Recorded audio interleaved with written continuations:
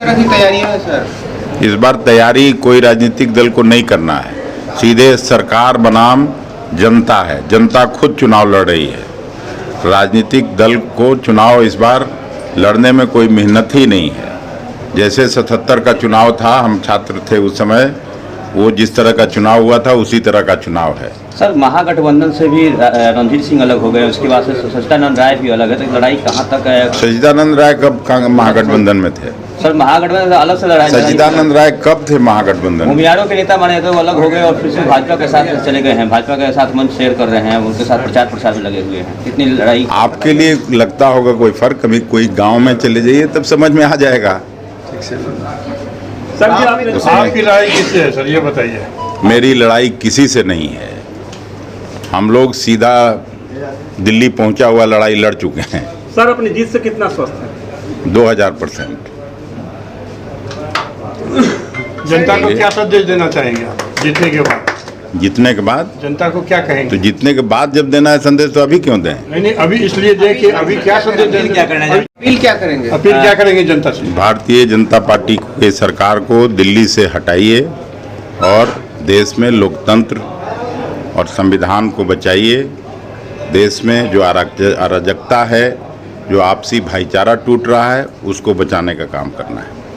चुनाव को बहुत कम समय रह गया है और हर आदमी जो है चुनाव में लगा हुआ है। जनता से लेके पब्लिक भी इस बार सही आदमी को चुनना चाह रही है। क्या कहेंगे आप? देखिए, पूरे देश में परिवर्तन की लहर चल चुकी है। लोग 10 साल के कुशासन से उब चुके हैं, पूरा परिवर्तन का मन बना लिया है। प्रधानमंत्री जी अपनी हार को देख करके बौखला गए हैं। उनकी भाषा से आपको लगता होगा कहीं मंगलसूत्र, कहीं भैंस, कहीं कुछ। एक प्रधानमंत्री सारी मर्यादा को तोड़ गए हैं। और जिस तरह का आप धर्माचार्य भी जो है, शंकराचार्य, उनकी भी आप भाषा सुन रहे हैं, उनको भी जान का खतरा है।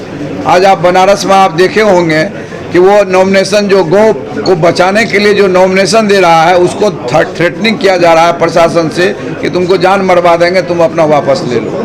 ऐसे परिस्थिति में पूरे देश में जो परिवर्तन का माहौल है, बिहार में भी वही परिवर्तन का माहौल है। जहाँ तक यहाँ लोकल सवाल उठता है, तो हमने जो महसूस किया है घूमने के बाद, एक स्टार प्रचारक होने के नाते हमने पूरे दोनों क्षेत्र में, सारण में और महाराजगंज में जो हम घूमे हैं, इसमें हमारे महाराजगंज के जो प्रत्याशी हैं, युवा हैं, आकाश कुमार सिंह, और यहाँ जो सारण की प्रत्याशी हैं रोहिणी आचार्य की जीत लगभग सुनिश्चित है। और 110% हम लोग महसूस कर रहे हैं कि जीत होगी।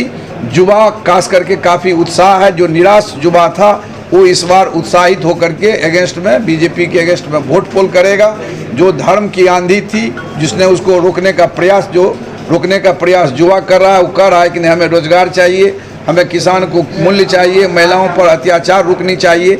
इस सारा का इस बार हिसाब किताब मोदी जी से होगा। और मोदी जी जो बोले थे, मैं तो झोला लिया और चला, तो झोला ले करके जाने की बारी है। वहाँ से उनको बुला भी रहे हैं नीरव मोदी कि हम 450 करोड़ दे के बीजेपी को आए थे, अब आप आ जाइए यहीं। क्या बदलाव हो रहा है? क्या आप महसूस नहीं कर रहे हैं बदलाव? आप भी महसूस करते होंगे। आप भी इस लोकतंत्र के प्रहरी हैं, आप भी एक हिंदुस्तान के नागरिक हैं। ये लोकतंत्र की लड़ाई है, ये संविधान बचाने की लड़ाई है, ये धर्म युद्ध है। ये महाभारत में जो युद्ध हुआ था, उससे बड़ा धर्म युद्ध है ये। और इस धर्म युद्ध से जो भी है बचा हुआ रह जाएगा, जो तटस्थ रहेगा, इतिहास उसको कभी भी माफ़ नहीं करेगा। वो लोकतंत्र की रक्षा के लिए उसको आगे आना होगा। अपना परिचय दे दें। मेरा नाम है डॉक्टर तारानंद सादा। हम कांग्रेस के बिहार के स्टार प्रचारक हैं।